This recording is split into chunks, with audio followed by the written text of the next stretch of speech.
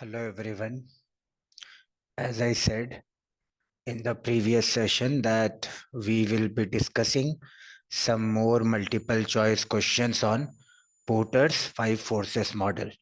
As you must have seen in the previous video, and if you have not seen, the link is already there in the channel for both the explanation of Porter's five forces model and the previous MCQ solved, that the questions can be really means practical in nature. It's not a pure theory topic where questions will be directly asked that bargaining power of supplier is high, what to do, buyer of is high, what to do. So you have to interpret the question very properly.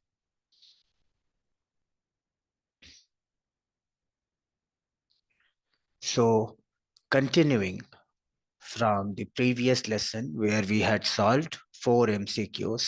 So fifth MCQ for you. The concurrent action of basic competitive forces as defined by Porter's model determines the. This means the simultaneous actions of all the five forces as defined by Porter's or Michael Porter's five forces model determines what? Long-term profitability and competitive intensity of the industry. Yes. Basically, Porter's five forces model talks about the long-term profitability of the industry. So if you are in an industry where perhaps bargaining power of suppliers is very high, bargaining power of buyers is very high, threat of new substitutes is very high, barriers to entry is very low, you should not enter into such an industry or exit if you are already there. So A should be the answer. Entrance barriers that potential players must face to get into the industry. This is one of the forces, not all the forces. Rivalry inside the industry. Again, fifth force, intensity of rivalry among the players, one of the forces. Non-value adding activities that should be eliminated. Nothing to do with Michael Porter's five forces model. So the answer is, this one is a relatively simple question, long-term profitability and competitive intensity of the industry. Now, which factor most likely encourages entry into an existing market? So that means there are four options we have to choose for which factor is most likely to encourage entry into an market. So it should make the market look attractive. Government subsidies for new investors. Yes, this is good. Government is providing you subsidy, is giving you a lot of benefits like in electric vehicles market in India right now. So a lot of players are entering into that industry because government is providing you a lot of subsidies. So yes, this is a factor that will encourage. But we have to keep on going through the options. High product differentiation principally produced by trademarks. No.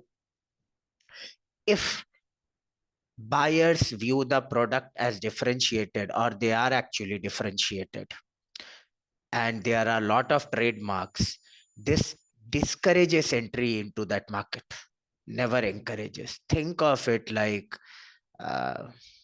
medicines. Paracetamol 650, that is generally the composition. Now Dolo also has that, Calpol also has that, and a lot of other things also have that. But still, buyers perceive all these medicines generally as differentiated. And generally, they have a lot of trademarks as well.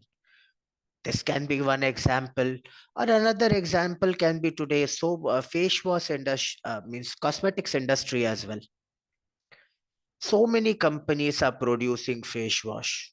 Himalaya is there, Biotic is there, and so many more.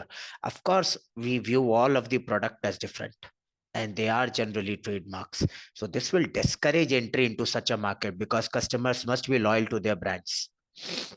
Knowledge of the industry with high investment in development. Okay, this is also a good factor, that if you have good knowledge of the industry, it will of course encourage your entry into a market.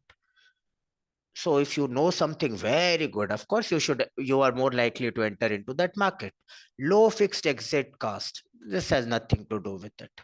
If it's low fixed exit cost, it cannot be the sole determining factor of encouraging entry into an industry.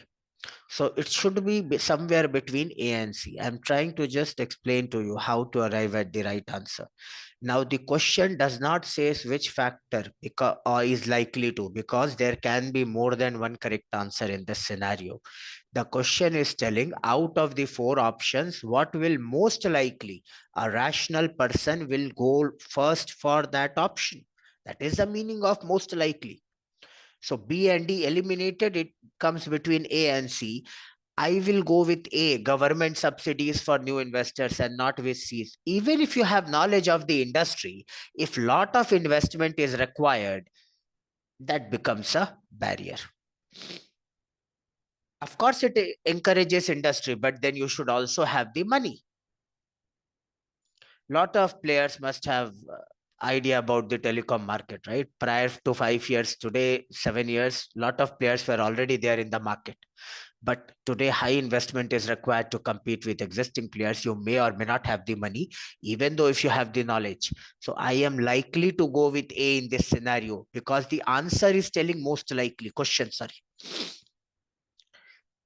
is telling you there is possible to have more than one likely answers. We are looking for most likely answer.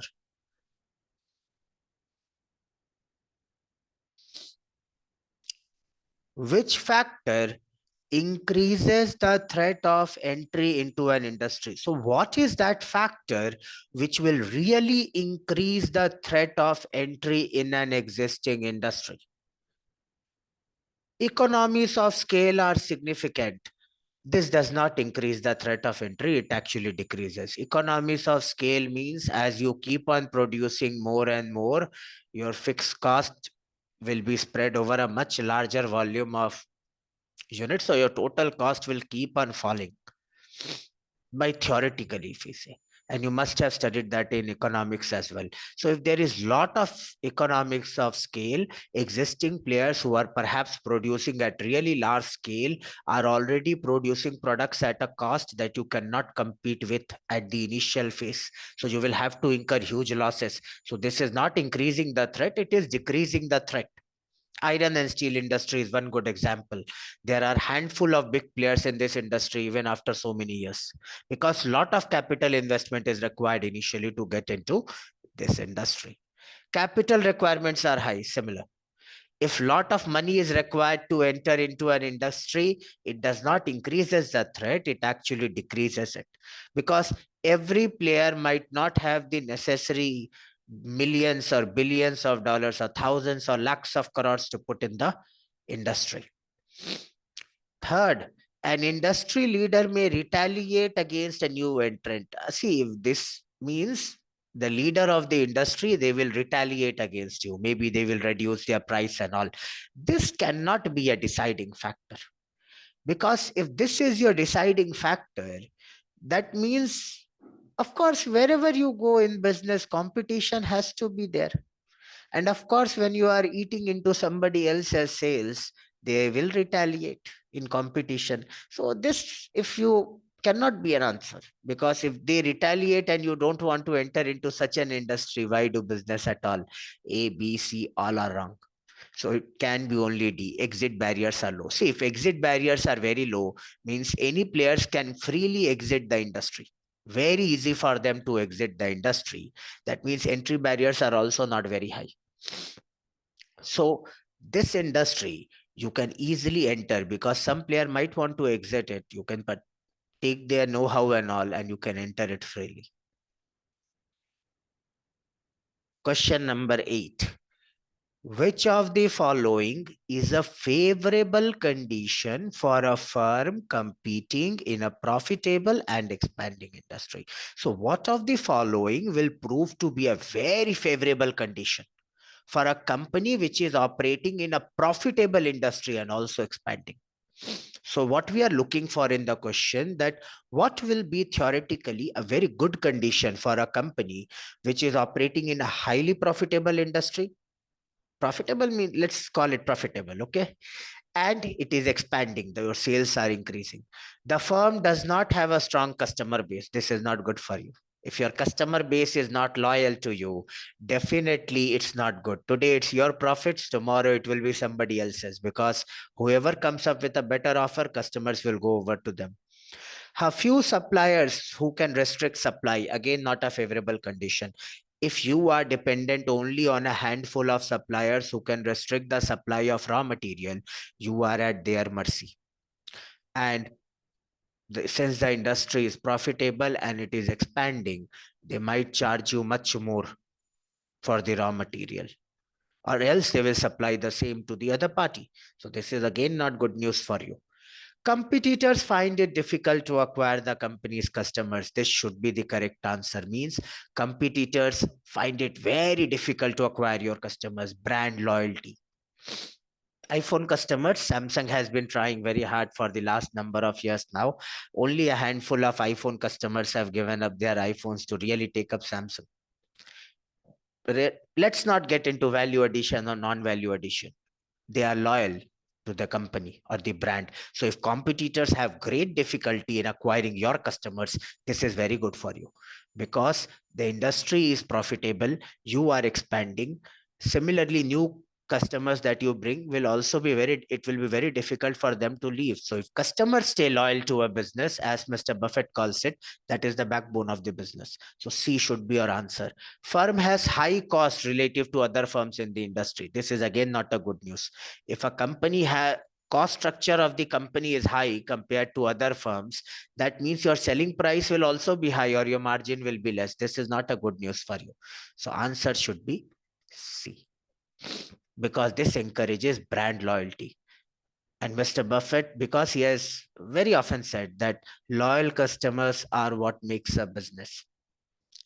So with this, guys, I will conclude this 2 sessions, means part 2 of the multiple choice questions only on Porter's 5 forces model. Hope you like the video. You can like, comment, and subscribe to the channel to get future updates. And always you can WhatsApp me your queries. Thank you everyone for your time. Have a very good day.